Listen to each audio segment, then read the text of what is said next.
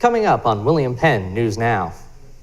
The Oskaloosa Special Olympics team made a thoughtful donation in the form of a memorial tree to honor deceased student Marquise Todd.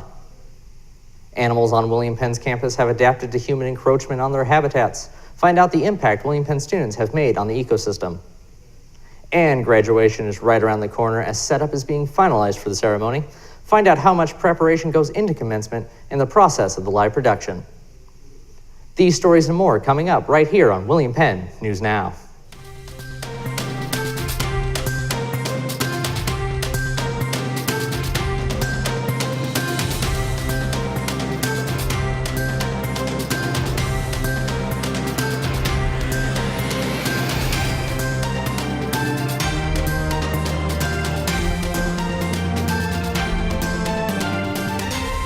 Good morning and welcome to the final installment of WPNN for the school year. I'm Jimmy Ott.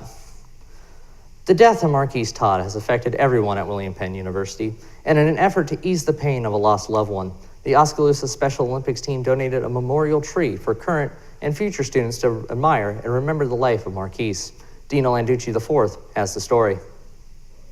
Students all across William Penn campus showed up to support the Todd family as John Otteson, president of William Penn University, revealed a memorial tree honoring deceased student Marquise Todd. The Cleveland Select pear tree was donated by the Oskaloosa Special Olympics team and was planted outside of the Penn Activity Center during the Campus Beautification Day held on April 21st. Tammy Sparks, Oskaloosa Special Olympics coach, said this tree was donated because of the special bond William Penn basketball has with the Special Olympics team, especially the bond between athlete Marty Ballard and the players of William Penn. We came out one night and the basketball team all came up and acknowledged all the athletes, high-fived all of them before they went on the floor. Cheerleaders came and sat with them, took pictures with all of them. Teammate and friend of Marquise, Brandon Trotter, had this to say about what the memorial means to him and how seeing this tree as it grows up will comfort him, knowing Todd is in a better place. It's a lot, man. They great people, so for them to donate this tree, it actually brought tears to my eyes. A plaque will later be installed at the base of the tree, reminding all who come to see of the infectious positive attitude Marquise Todd brought to every encounter. You know, obviously, for those of us who are here now, when we see the plaque, it'll be a remembrance of Marquise. The tree, life continues with this tree. For William Penn News Now, I'm Dino Landucci IV. The memorial is located beside the pathway between the PAC and the MTC and is open anytime for anyone to admire. William Penn is home to a wide variety of students looking to change the world once they graduate. However, they may be leaving that impact sooner than they think by causing the animals who call William Penn campus home to learn how to deal with humans. To adapt and survive the stress of college life may be important for the students who call William Penn University home. But for the animals who live alongside them, adapting is crucial for survival. Assistant Professor of Biology Pete Aralde says this process is natural for the animals as long as people are not aggressive towards them. As long as they're not being, shot at, harassed, then they're going to adapt to people. So the squirrels on campus are pretty habituated to students. When they see somebody walking across Central Campus, you don't see them run up a tree or dive out of the way. They just keep on collecting their acorns or going about their business. This has allowed some, like Justin Laveau, who comes from Florida, to experience animals they are not familiar with. Back home, we don't really have this. We have like a zoo, but that's all contained animals.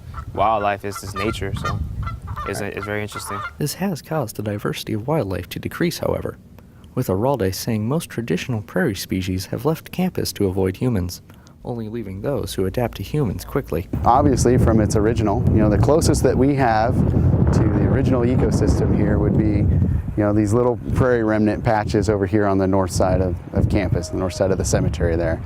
But they're so small that, obviously bison aren't living there, elk aren't living there anymore, prairie chickens aren't living there anymore. We don't even find like a huge diversity of reptile species there. Garter snakes, maybe some brown snakes might be there.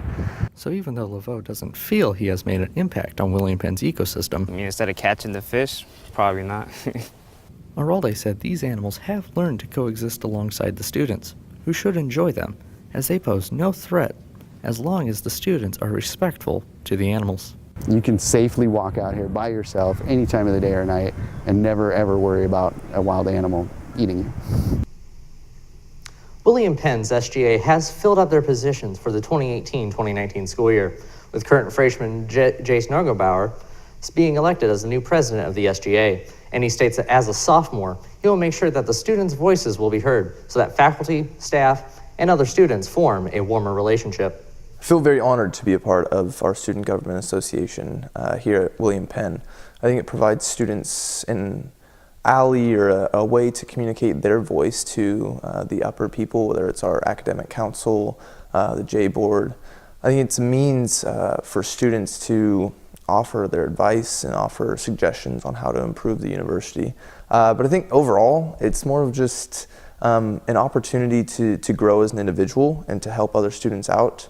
I've served in other, I guess, officer and leadership opportunities before, and this one's a little different for me just because our university is so small, and I think it's important that we stay connected with students, even though we are a student government association.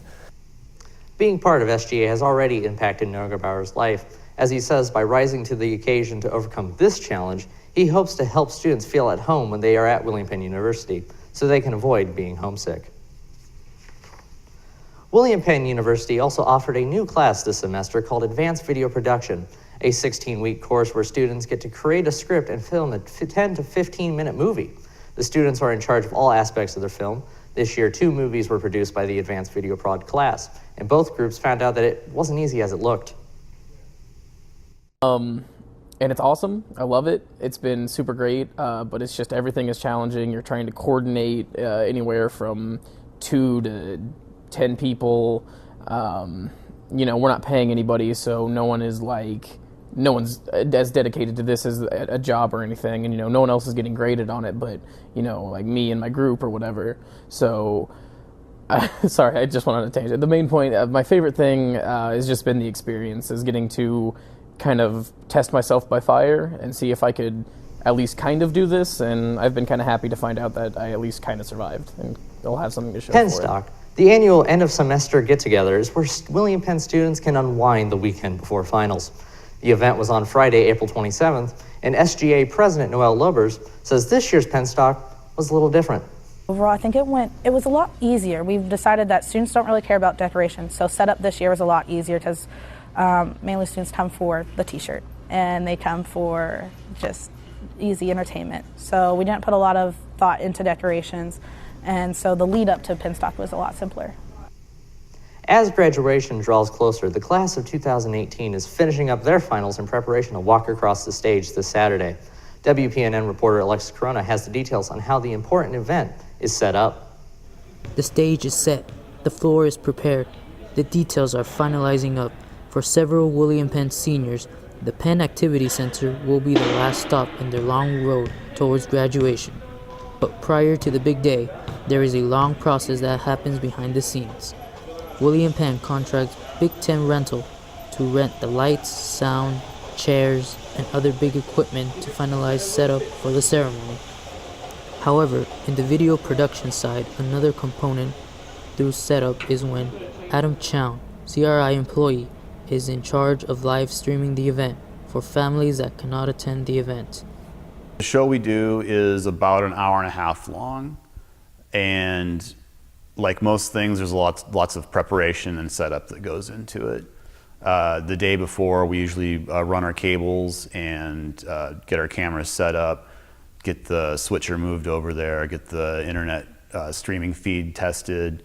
That takes about 4 or 5 hours or so. During the day of the ceremony, Christy Boston, Executive Assistant to the Vice President of Academic Affairs, has to shuffle the faculty and staff by setting them up to a seating arrangement.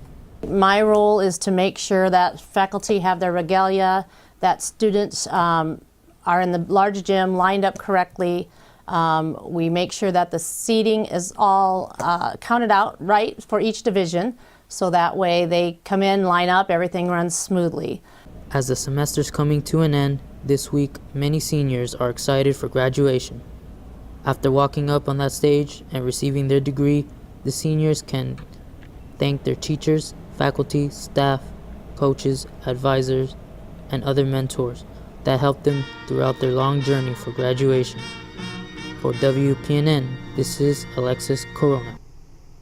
And for those of you that live out of state and who would like to see the commencement ceremony, the broadcast will be on YouTube Sunday, the day after, on the Penn DC YouTube channel. And with that ends our show. For everyone here at William Penn News Now, my director, Dino Landucci IV, Mason Trader, Cheyenne Hawkaz, Alexa Corona, Arthur Luce, we would like to thank you again for allowing us to present all the stories that William Penn has to offer. For the last time this semester, goodbye and have an amazing summer.